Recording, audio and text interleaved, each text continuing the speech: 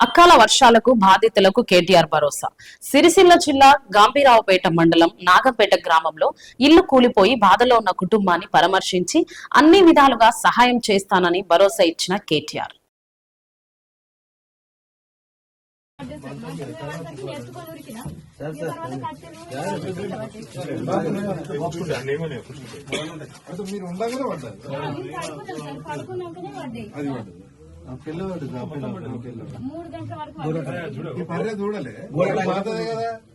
ఇప్పుడే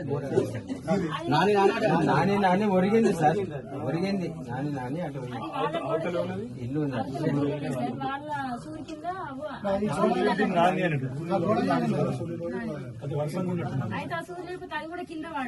మార్నింగ్